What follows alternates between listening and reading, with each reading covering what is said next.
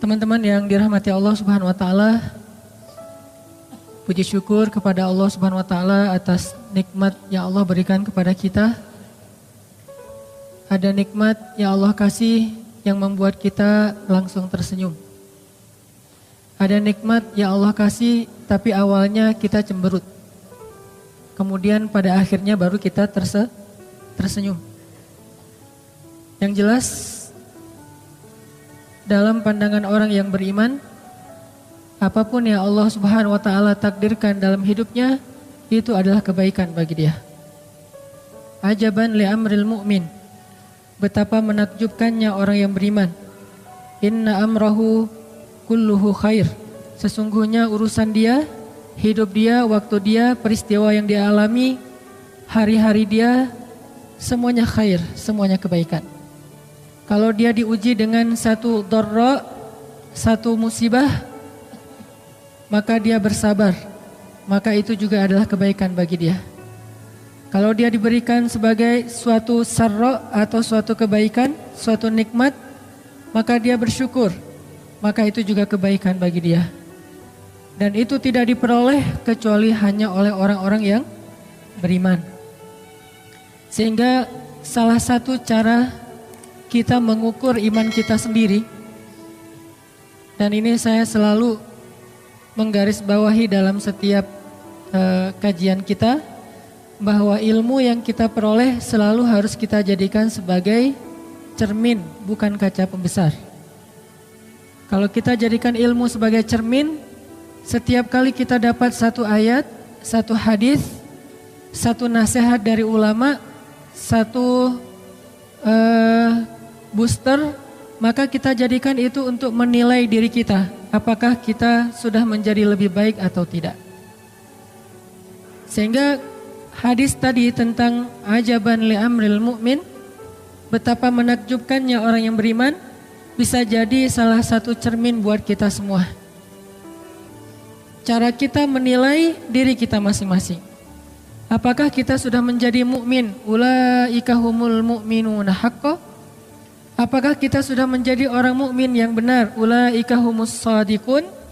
Caranya adalah coba kita nilai diri kita saat kita diberi dua nikmat itu. Saat kita diberi dua kebaikan itu. Satu kebaikan yang dikenal dengan istilah dharra, ujian. Yang kedua kebaikan yang dikenal dengan istilah sarra, anugerah. Apakah dua kebaikan ini atau dua nikmat ini akhirnya membuat kita mendapatkan lebih banyak kebaikan atau justru mengurangi kebaikan dalam hidup kita? Kalau ketika Allah Subhanahu wa taala beri kita nikmat bentuknya sarra, terus dengan sarra itu bertambah manfaat kita untuk orang lain, berarti itu kebaikan. Apa sarra tadi? Nikmat. Kayak misalnya Allah nambahin kita rezeki. Dapat sebuah proyek atau kita dagang, kemudian untungnya ternyata di luar perkiraan kita lebih gede. Lalu dengan nikmat rezeki tambahan itu, fadl, akhirnya kita menjadi orang yang bisa bantu orang lebih banyak. Berarti nikmat itu adalah khair. Tapi kalau dengan nikmat rezeki yang bertambah, dapat proyek, makin kaya, makin besar omsetnya, makin sukses, makin bagus karirnya, justru membuat kita menjadi orang yang semakin berkurang porsi kebaikannya, jadi semakin sombong, jadi semakin lupa kepada Allah, jadi semakin sibuk, akhirnya mulai mengurangi jatah ke masjid, mulai mengurangi jatah tilawah, mulai mengurangi jatah untuk ketemu dengan anak-anak dan keluarga, berarti itu tidak menjadi khair. Dan kalau tidak menjadi khair, apa menakjubnya?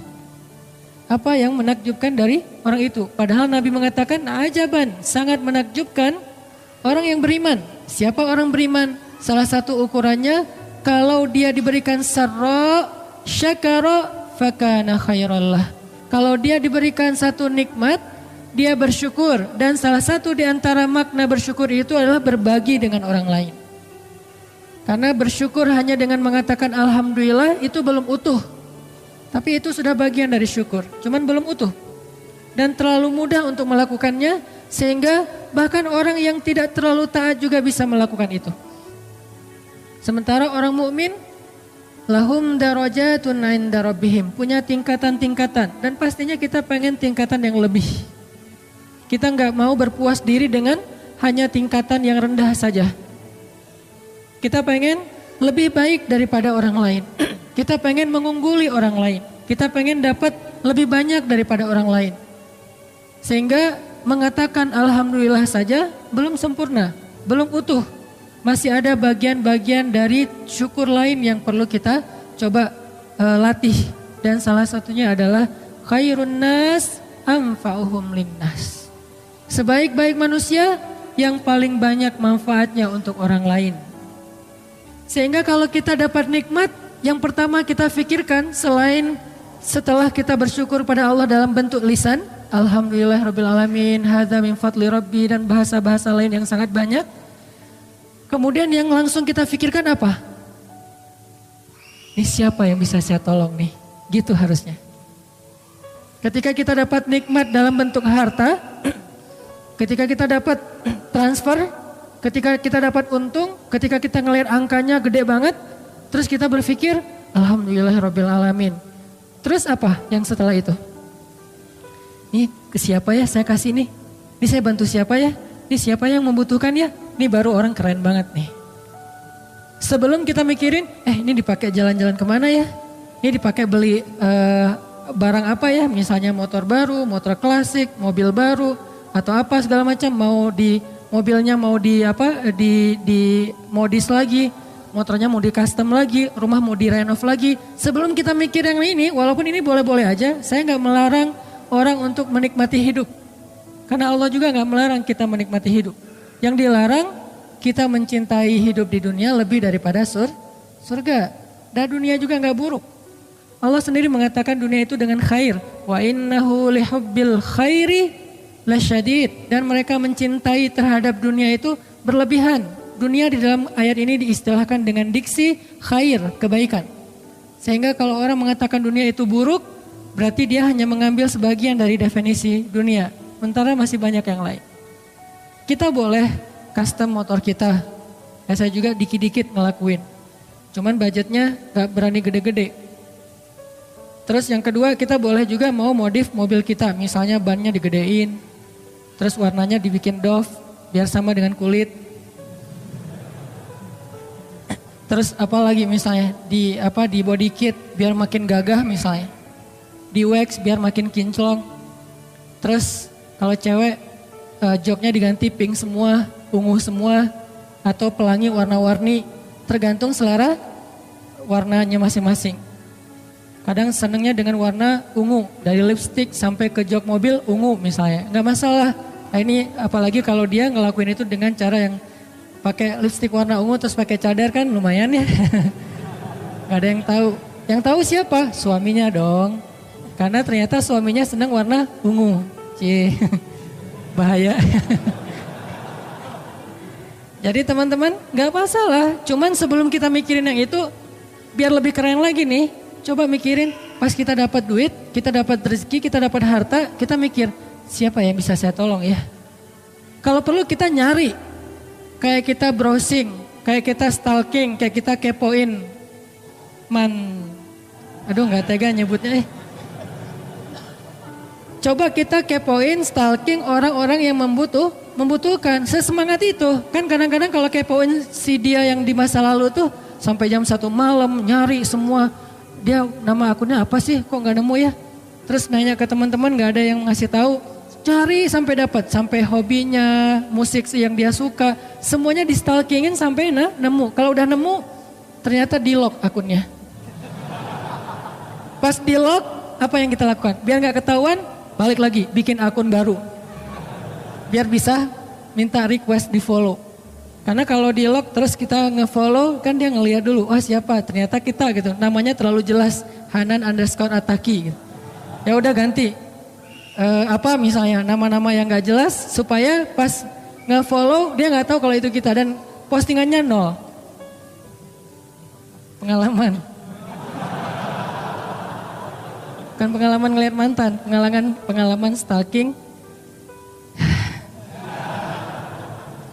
Nah, kalau kita bisa stalking orang lain, bisa stalking sedia, mantan, segala macam, begitu semangatnya, kenapa kita nggak stalking yang lebih bermanfaat? Stalking orang-orang yang lagi membutuhkan. Kita bisa pakai hashtag, apa misalnya hashtagnya duafa, atau hashtagnya miskin, atau hashtagnya berobat, atau hashtagnya share, hashtagnya care, atau apapun hashtag, kan dari hashtag ketahuan ya. Atau kanker Indonesia, ketahuan tuh kasus-kasus kanker di Indonesia, di seluruh Indonesia, atau kelaparan atau apalah, biaya pendidikan, kita stalking, kita nyari. Terus di antara sekian banyak postingan, kita pilih yang paling mudah deh buat kita, yang paling dekat dengan jarak kita. Akhirnya ketika kita dapat nikmat, yang pertama kita pikirin, ini ngasih siapa ya? Ini baru keren nih. Ini baru namanya sarro, nikmat yang Allah kasih, syakaro, dia bersyukur, fakana khairallah, dan itu menjadi kebaikan untuk dia. Itu baru ajaban. Ajaban itu kalau bahasa kita menakjubkan, bahasa lainnya tuh keren banget. Ajaban li'amril mu'min, keren banget orang yang beriman tuh. Emang keren. Dengan syarat apa? Gimana caranya orang beriman itu keren? Ajaban. Nabi juga pakai bahasa kayak bahasa kita gitu. Oh, ajib banget ya. Kan ajaban itu terjemahannya jadi kayak ajib gitu, walaupun gak diterjemahan sih. Diserap, bukan diterjemahin. Kalau diterjemahin, keren. Ajaban li'amril mu'min. Keren banget urusan orang beriman tuh. Atau keren banget hidup orang yang beriman tuh. Keren banget perilaku orang yang beriman itu. Keren banget sikap orang yang beriman. Pokoknya orang beriman keren. Gimana caranya? Salah satunya adalah kalau dia mendapatkan sarro, satu nikmat, syakaro fakana khairallah. Dan bentuk syukurnya adalah dia mikir, mau bantu siapa dengan nikmat ini? Mau ngasih ke siapa nikmat ini? Mau berbagi dengan siapa nikmat ini? Mungkin kalau kita nggak mau stalking di IG atau di sosial media, karena kita emang gampang sebenarnya menemukan orang-orang yang butuh kan. Lebih gampang mencari orang yang bisa kita tolong daripada nyari-nyari kesalahan orang lain. Nyari kesalahan orang tuh susah loh. Udah dapat rugi. Kenapa? Begitu kita dapat kesalahan orang lain kita share, maka kita mengambil dosa dari kesalahan itu untuk kita tanggung. Capek banget sih ngambil dosa ya. Kita cari mana kesalahan orang. Oh ini ada nih. Kita ambil, lalu kita buka aibnya, kita share, berarti kita sudah menanggung kesalahan itu. Kalau kita simpan, kita nggak ikut menanggung. Kalau kita kasih tahu ke orangnya supaya dia memperbaiki diri, maka kita dapat pahala dan dia juga kalau memperbaiki diri dapat pahala. Tapi kalau kita share, dia udah habis dosanya, kita yang nanggung dosa dia, kan rugi tuh. Daripada capek-capek kayak gitu, mending kita nyari, stalking, kepo, siapa sih yang bisa kita tolong. Dan itu lebih gampang. Kalau kita nemu, belum nemu aja udah dapat pahala, baru niat aja udah dapat. Begitu kita dapat nikmat, aduh pengen nolong siapa ya? Siapa yang punya punya niat, punya keinginan kepada kebaikan. Lalu dia tidak jadi melakukannya atau belum melakukannya, dia sudah mendapatkan pahala dari niat. Wa innama likulli imri'in ma nawa. Jadi teman-teman, niat itu luar biasa seperti yang kita bahas dalam 2 pertemuan terakhir. Keren banget, niat pengen bantu orang aja, ini belum bantu nih, baru niat. Siapa ya yang bisa saya bantu nih? Udah, wa innama likulli imri'in ma nawa. Udah dapat kayak pahala ngebantu orang tersebut. Nyari. Proses mencari itu juga pahala. Karena berjalan, kalau dulu mungkin nyarinya dengan berjalan. Jalan ke rumah tetangga, jalan ke rumah di ujung kota, jalan ke rumah beda kabilah, pokoknya jalan. Kalau dulu jalan, kalau sekarang nyarinya dengan kita stalking, kita cari di internet, kita nelpon, kita baca di grup WA, segala macam. Yang jelas ada effort buat nyari. Proses mencari itu juga bagian dari kebaikan. Mencari doang, belum nemu. Terus kalau udah nemu, ketemu, oh ternyata ada tetangga yang butuh, ternyata ada teman yang butuh, ternyata ada temannya teman yang butuh, ternyata ada temannya teman-teman butuh. Terserah deh dari mana asal usulnya, ketika nemu lalu kita datengin, kita share, kita care kepada dia, maka kita kata Nabi, ajaban li amrul mu'min, itu baru mukmin yang keren. Itu baru mukmin yang keren. Kenapa? Syakaro, dia bersyukur dengan cara berbagi, dengan cara berbuat kebaikan, laisal birra an tuwallu wujuhakum qibalal masyriqi wal maghrib. Kebaikan itu bukanlah memperdebatkan mana yang paling tepat antara timur dan barat. Kan ayatnya kayak gitu kan? Kebaikan laisal bir an tuwallu wujuhakum qibalal masyriqi wal maghrib, untuk memperdebatkan arah kalian beribadah ke timur atau ke barat dalam konteks perdebatan orang Yahudi terhadap kiblatnya kaum muslimin. Tapi tafsirnya luas, bukan memperdebatkan sesuatu yang sama-sama baik. Orang Yahudi beribadah itu kebaikan sebelum mereka menyelewengkan agamanya. Orang muslim beribadah itu juga kebaikan. Ngapain diadu-adu di antara dua agama yang sama-sama berasal dari para anbiya? Justru albir, kebaikan itu adalah salah satunya adalah berinfak, menolong orang yang membutuhkan, orang yang jadi korban perang. Ayat itu jelas korban perang salah satunya. Kemudian orang yang musafir atau orang-orang yang kalau dulu namanya musafir atau ibnu sabil, orang yang di jalan. Kalau sekarang orang yang homeless. Karena orang yang musafir sekarang mungkin gak serumit, gak sesulit dulu kan. Kalau dulu musafir, orang yang ibnu sabil itu yang di tengah perjalanan emang benar-benar sulit. Pertama, gak semua orang kaya musafir, bukan orang kaya doang yang musafir, orang miskin juga musafir dulu karena nomaden. Atau dia ikut rombongan tapi dia kekurangan harta. Kalau sekarang musafir itu identik malah dengan orang yang mampu, traveling, trip, touring, kan udah punya bekal ya. Berarti terjemahan dari Ibnu Sabil itu salah satunya adalah homeless. Terjemahan konteks dan realitas. Orang-orang yang tidak punya tempat tinggal. Apakah di kota kita ada? Banyak teman-teman. Baru aja kemarin salah satu teman-teman dari Karang Taruna di Kota Bandung, di wilayah tertentu di Kota Bandung, karena kebenaran kolaborasi dengan rumah teduh yang di istri saya kelola, itu nemu seorang bapak yang homeless, yang beliau tinggal tidurnya di trotoar dan beliau punya penyakit yang cukup parah. Akhirnya dibawa ke rumah sakit sama Karang Taruna, kolaborasi sama kita. Terus berobat dengan dokter, udah sembuh, sekarang balik lagi ke wilayahnya. Cuman di wilayah itu beliau karena nggak punya lagi keluarga, nggak ada yang berani nyewain atau ngekosin beliau. Karena dianggap dulu mungkin punya cerita yang kurang baik di wilayah itu. Akhirnya warga di situ agak kurang menerima. Kita carikan nih siapa yang mau menerima beliau untuk kos-kosan di situ. Nah ini adalah bagian dari albir. Ini yang perlu kita pikirkan ketika kita dapat nikmat. Betapa egoisnya orang yang ketika dikasih nikmat oleh Allah cuman mikirin diri sendiri. Mau jalan kemana ya? Mau makan apa ya? Mau trip kemana ya? Mau touring kemana ya? Mau traveling kemana ya? Mau jajan apa ya? Beli apa? Mall mana?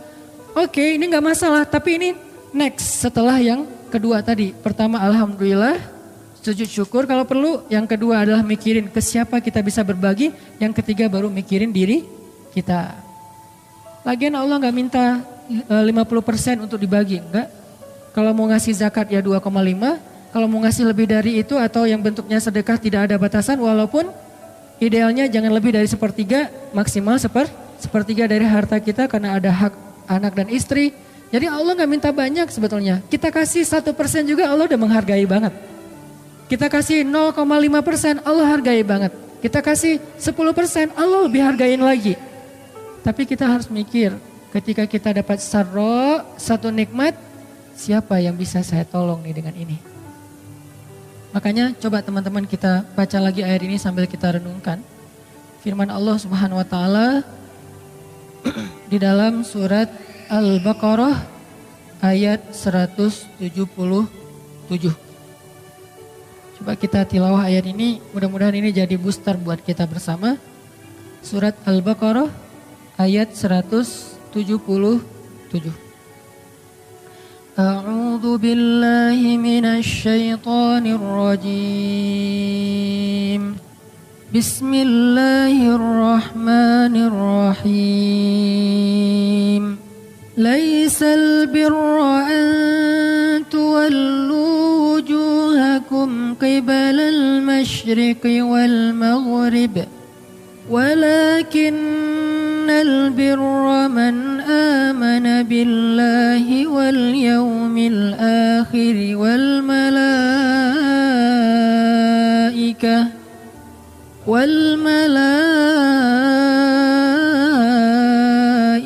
والكتاب والنبيين وآتى المال على حبه ذوي القربى واليتامى والمساكين وابن السبيل والسائلين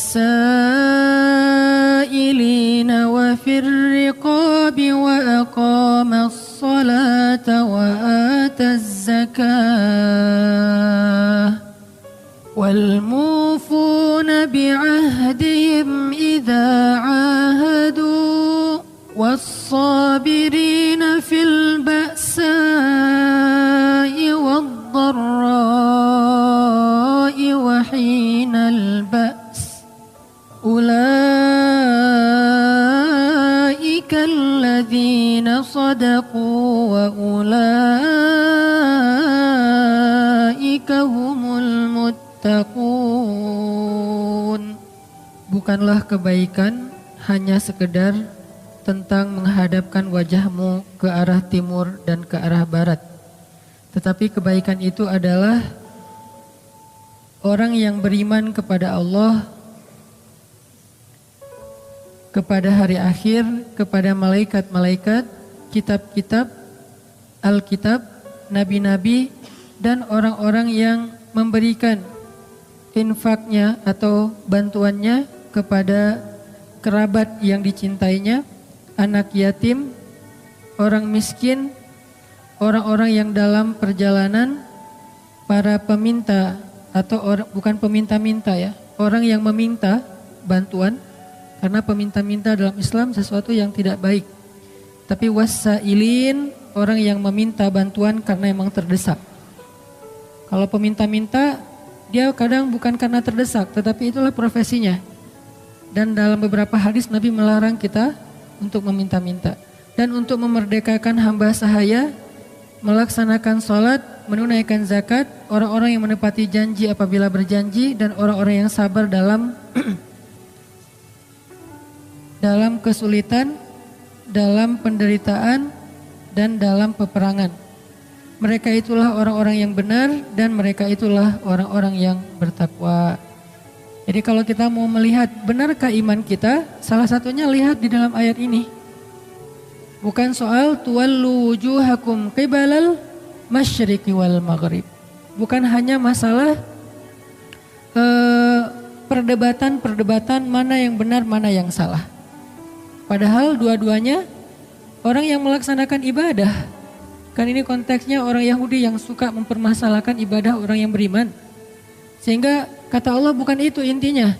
Tapi inti dari albir, orang yang baik adalah satu iman pastinya. Karena tanpa iman semuanya menjadi bergugur.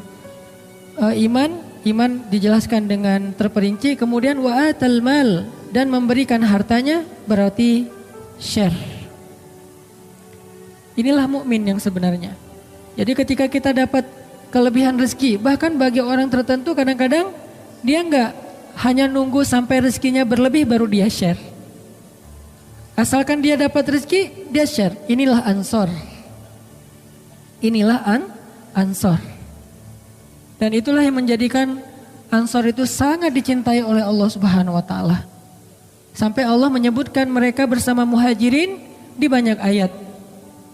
والسابقون الأولون من المهاجرين والأنصار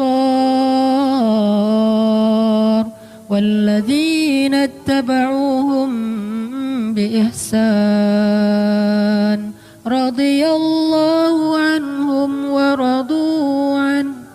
Allah ridha kepada mereka dan mereka juga puas terhadap nikmat dari Allah.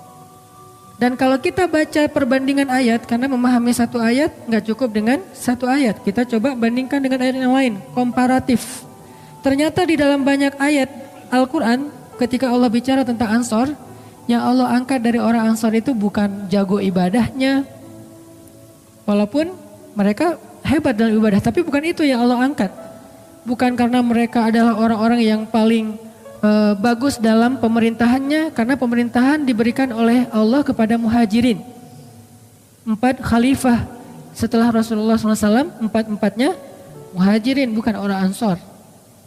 Abu Bakar, Umar, Utsman, Ali, muhajirin semuanya. Terus apa kelebihan Ansor yang Allah angkat di dalam Al-Quran? Kelebihan Ansor yang Allah angkat di dalam Al-Quran itu adalah sifat mereka yang sangat karim, jawad. Orang yang sangat dermawan.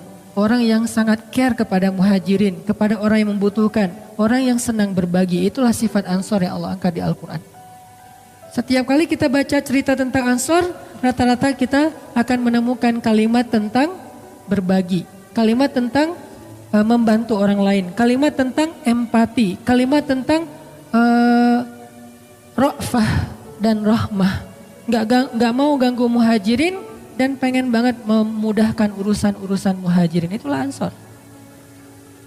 Salah satu contohnya, ini spirit buat kita ya, bahwa kalau pengen bantu orang, kadang-kadang gak harus nunggu kita kaya dulu. Kalau saya sih ngelihatnya, ini angle saya nih, bantu orang itu jangan tunggu kaya. Tapi kalau pengen kaya, bantu orang, gitu maksudnya. Kalau menurut saya nih, bantu orang jangan tunggu kaya. Kalau pengen kaya, bantu orang. Caranya gimana? Ketika kita gak punya, bantu aja orang. Bapak, apa yang bisa saya bantu? Saya punya utang. Ya udah, Bapak tunggu, nanti saya akan coba bantu Bapak. Kita punya uang? Enggak. Allah yang akan kirimkan uang untuk dia lewat kita. Dan biasanya kalau dikirimkan ada uang ongkosnya ya. Kayak kita ngirim barang teh. Itulah ya. Nanti tunggu di endorse. Kita misalnya nunggu ngirim barang nih. Gak apa-apa deh infak dengan kata-kata gosen misalnya. Kita ngirim barang lewat gosen, ada biayanya nggak ada? Ada kan cost delivery-nya kan? Misalnya kalau dekat sebutlah 5.000, 10.000, 15.000. Allah juga memberlakukan hal yang sama kepada kita teman-teman. Dan bayaran Allah lebih gede daripada bayaran manusia. Nah kita kan kadang-kadang di aplikasi itu juga milih. Kalau cash segini, kalau pakai saldo yang udah ada di situ lebih murah kan? Kita milih yang mana? Yang lebih murah, itulah sih kita sifat manusia. Kalau Allah ngasihnya yang paling gede. Yang ngasih Allah, tapi yang dapat manfaat adalah kita. Bukan orang itu doang. Jadi kalau kita pengen, dalam tanda petik pengen digaji sama Allah, bekerjalah kepada Allah. Kan banyak orang yang nyari kerja nih, bagus. Dan itu bagian dari ikhtiar. Tapi jangan lupa, cari kerja juga ke langit. Cara cari kerja ke langit, carilah hamba-hamba yang disayang oleh langit. Siapa? Yang sakit kan disayang banget sama yang dari langit ya. Orang yang miskin kan disayang sama langit. Orang yang anak yatim disayangkan sama langit. Carilah kerja ke langit dengan cara apa? Nyari orang-orang yang disayang sama langit. Lalu kita datengin. Saya nggak punya modal Ustadz. Kan kita lagi nyari kerja. Kalau udah ada modal nggak usah nyari kerja. Kalau udah ada duit nggak usah nyari kerja. Karena nggak punya duit kita cari kerja. Ke Allah nyarinya. Nemuin orang miskin, ya udah saya bantu Pak. Uangnya dari mana? Dari Allah.